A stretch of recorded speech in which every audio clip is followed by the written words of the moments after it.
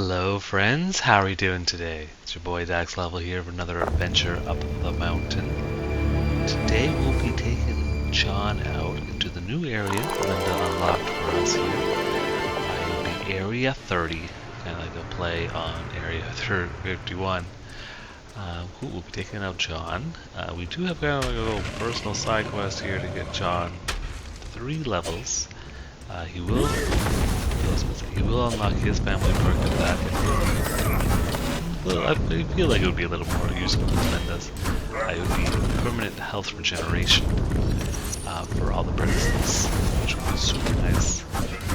He is level 17, or has 17 points applied, so it will hold off on an ability and apply it when we have 3 and upgrade one of the level 2 skills instead. Hopefully we'll get to this match here. It's a while already.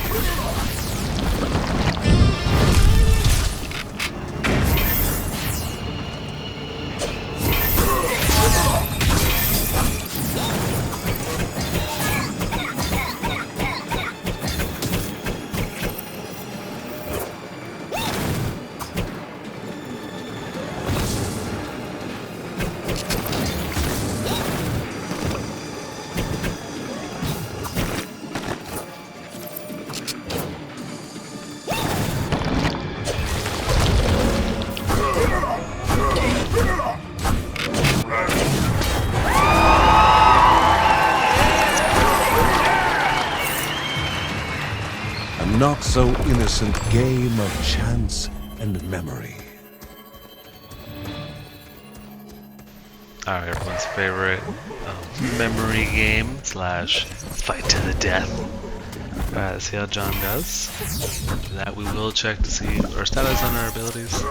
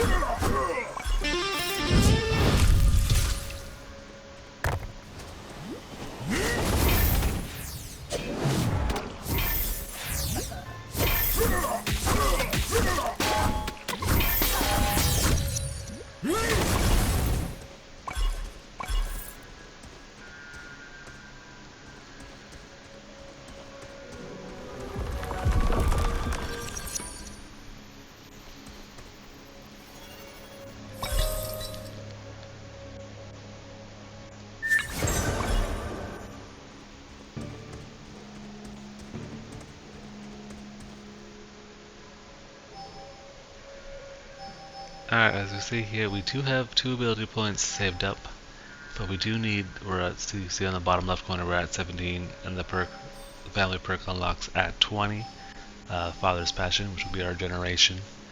So we'll only have 1 more level up to do, and a little patience will get us the perk 1 level earlier than Linda got hers. Alright, let's see if we can't get the next level.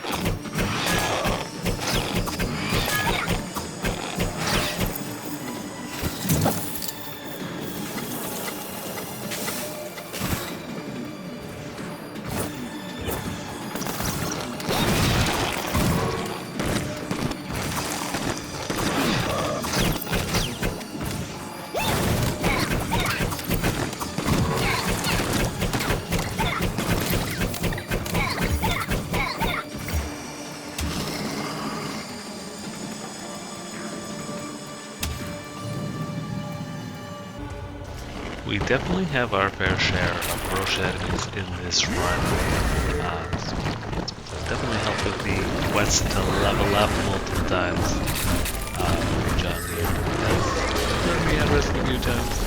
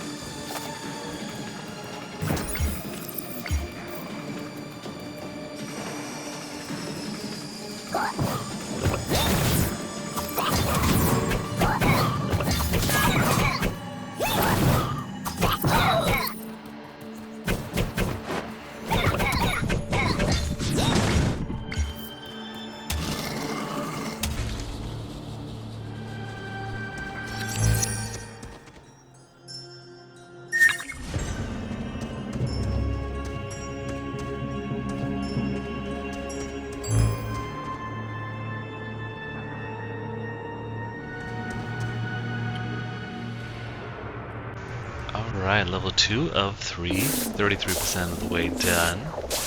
We did pick up the Called Arms relic, which is a super nice one. It makes this 1,000 against 1 versus 1,000 against 3. Instantly better odds.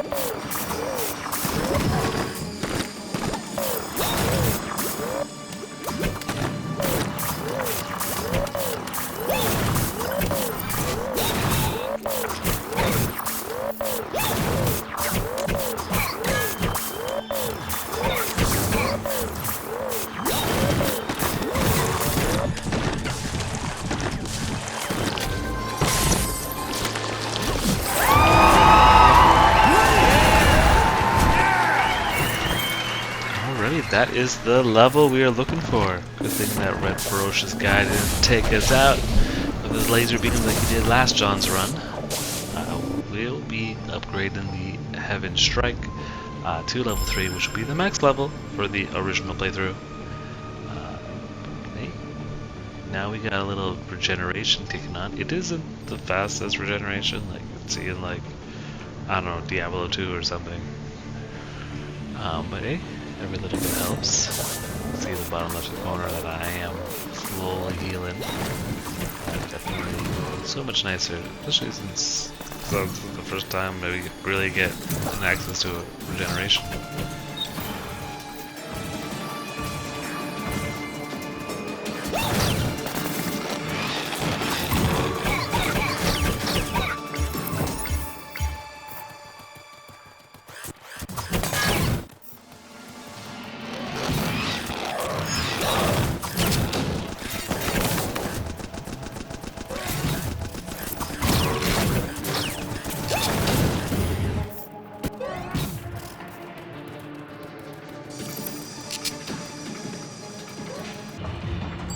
The object was small, but the power it held filled the room.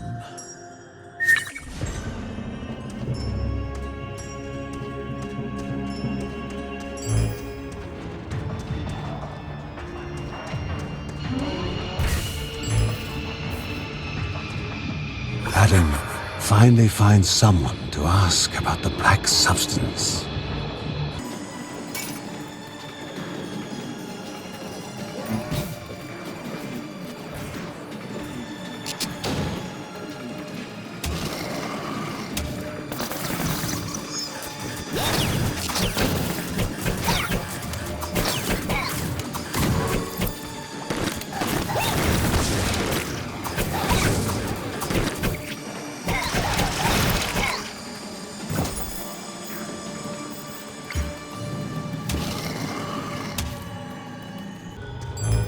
He would always take and only sometimes give. Alright, first look at our black marketeer gambler friend. We're actively looking at our enchanter. He's definitely the riskier way. He's also cheaper, it's only one of them. If we have anything over 3, there's no point saving it up for the merchant because he only goes up to 3, so might as well gamble. First one around was just more. I think we do gamble one more time and get something a little more useful. Okay, a rune, not bad. Now we are on to level 3. Level 2 was nice and quick for us there. Again, straight into the ferocious enemies. Area 30 does not mess around.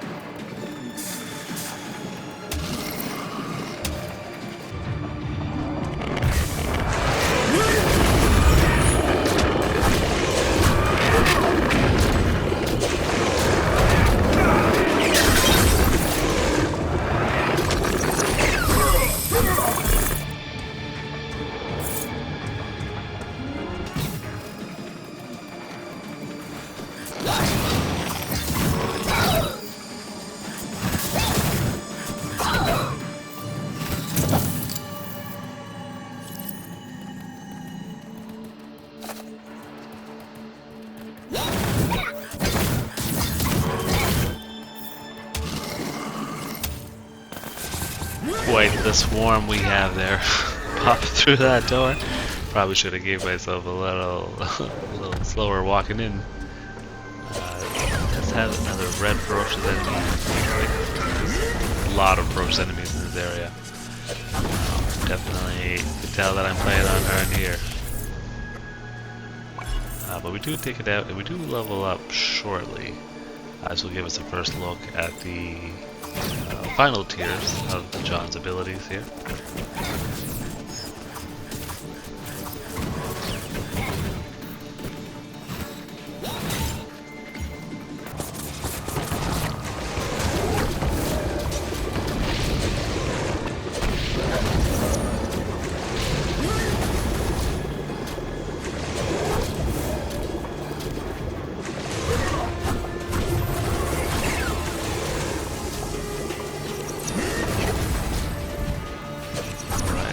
Ferocious enemy popped.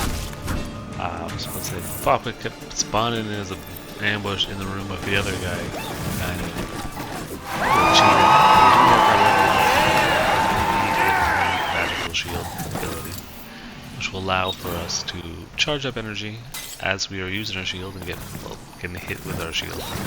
And then as our shield moves, which will be our shield charge or our shield bash, we'll do increased damage. Extra effects.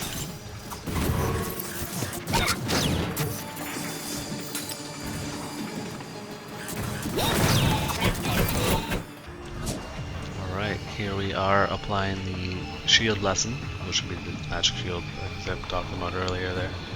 It will give us a 15% bonus to our damage bonus to our shield skills. After we use the shield block, which the amount of enemies we have here will be pretty often.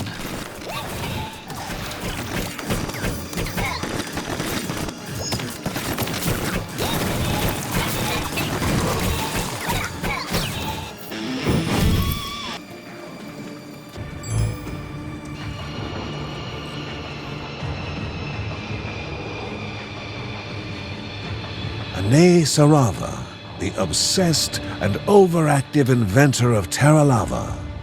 Never able to sit still, he was always creating, always doing something. He had to keep his mind working.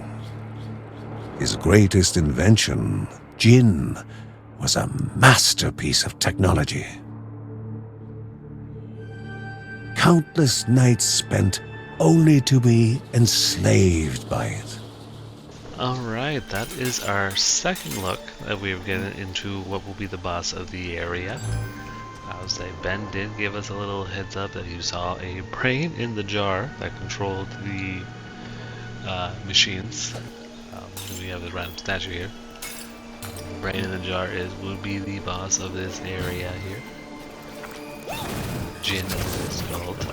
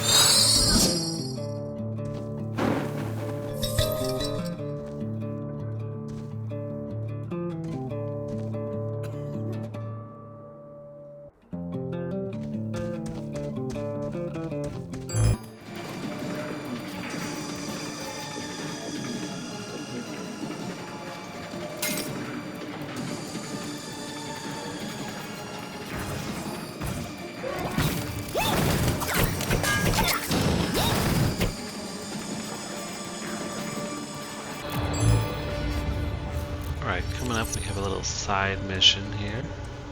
It will be another.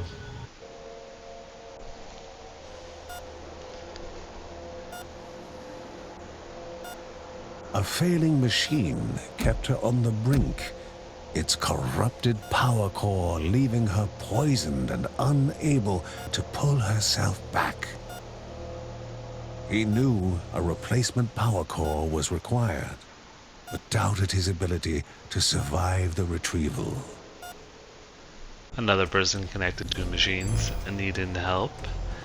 This one needs a new battery here, so we have to follow our little inventor friend.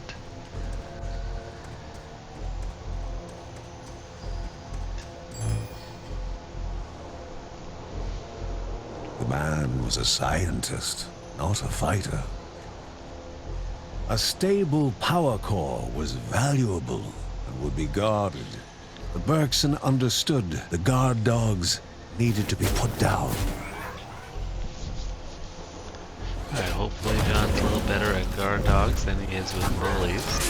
This is a double whammy, so you can see that there's quite a few bit of lasers. But he does champion himself up, take care of business.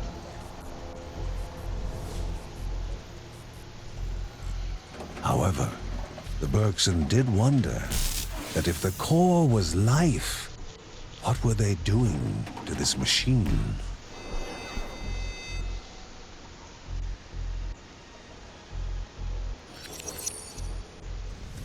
Alrighty, now it's just a matter of making The sure theft our friend not gets go unnoticed. safe. And more Hopefully we do better here than we automatons do will in certainly the come. Calipico caves.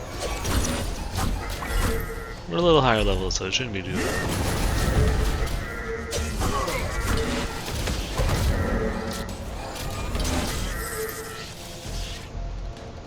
Unless I get stuck on a rock.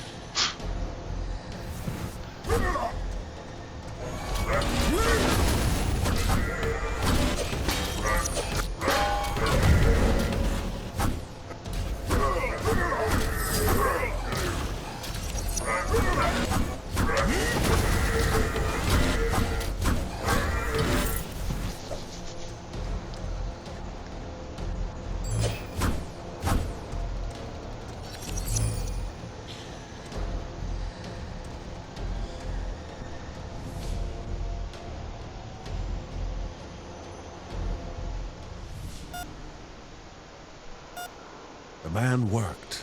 Waiting, the Bergson continued to contemplate.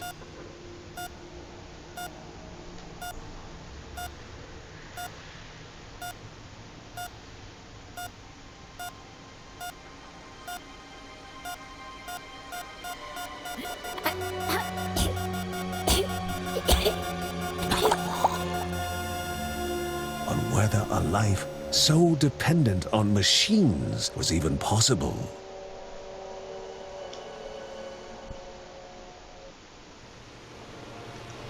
Unfortunately, our savior work does not yield a happy ending for our friends there. Unfortunately, we do end up grabbing the light of fertility from it as well.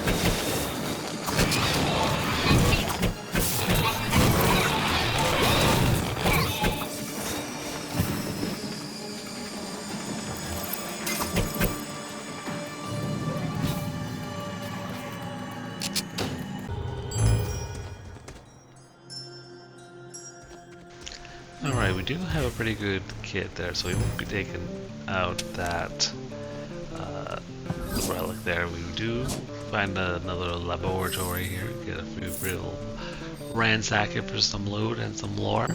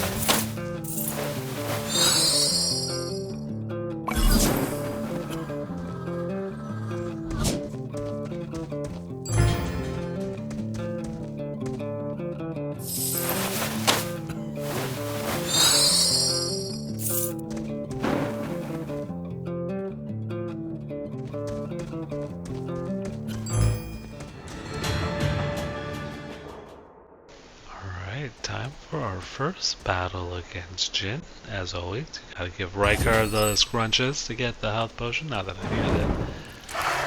This will be a pretty wild watch where you're standing type of fight.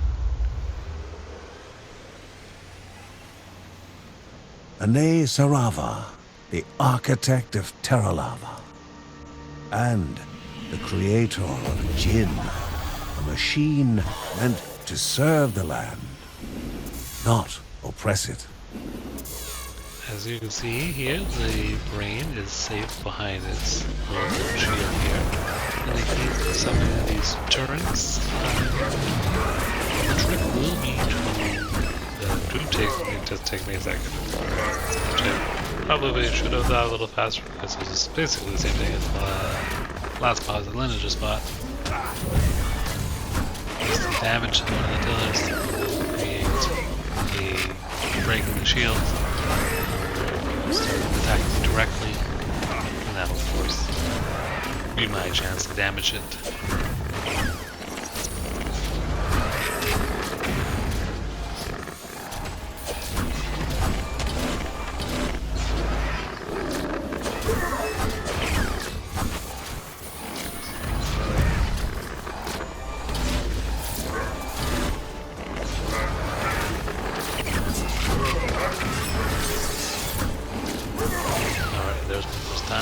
Send out a push back boss wave here.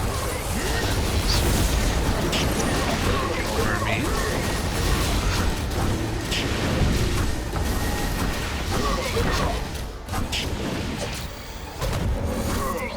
Thanks to Linda's great run, my damage went up to the max from Ben's workshop. So if you wonder why I was able to chunk that so quickly.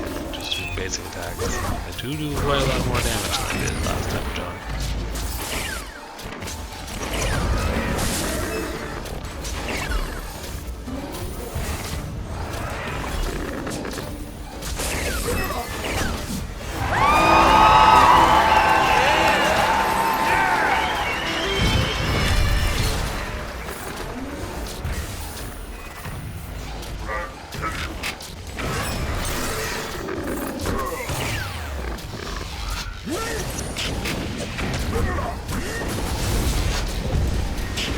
Final push, John. You can do it.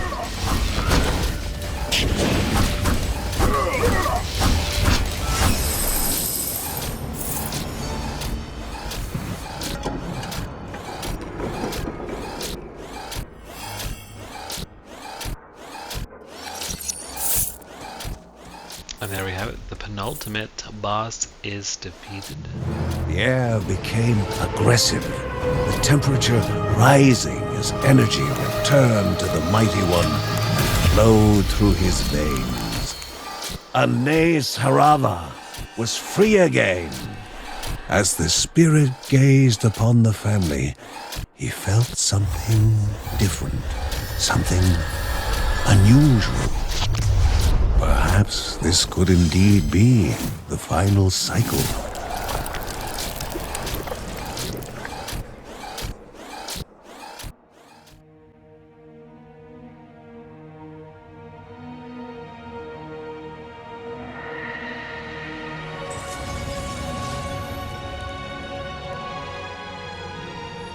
The spirit's words took life, forming images to reveal what was hidden from the Bergsons.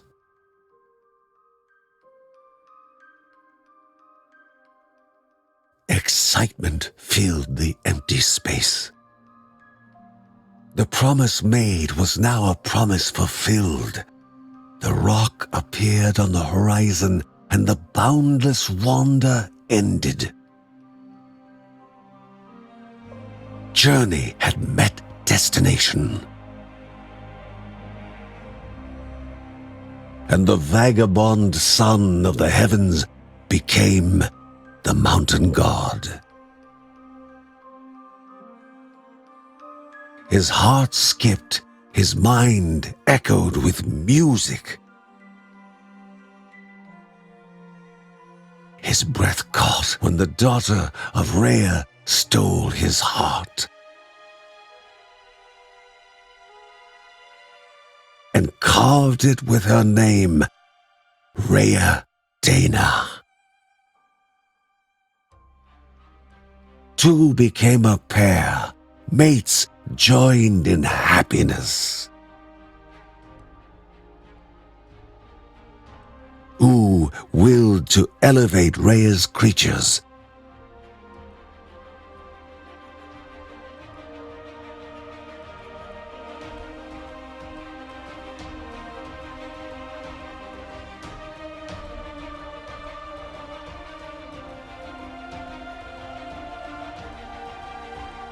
From her wisdom, 3 spirits were created to guard the eons. And they lived 1,000 years in bliss.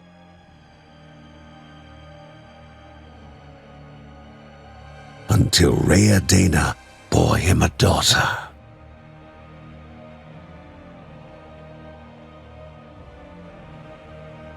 The mountain god could not stand her as he envied the child. Furious, he raged at Rhea Dana.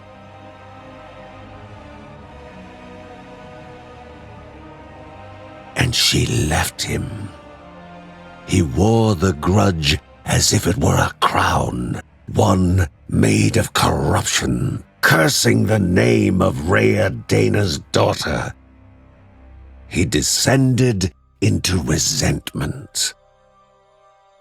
Thus was the truth revealed to the Bergsons, and the origin of the corruption.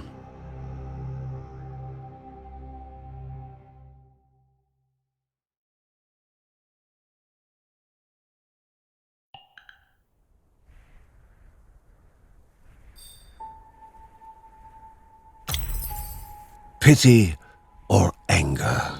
The Bergsons stood shocked, not knowing how to react to the story. The important thing, however, was to break the cycle of evil. But they still did not know what awaited the children of Morta in the temple of the mountain god.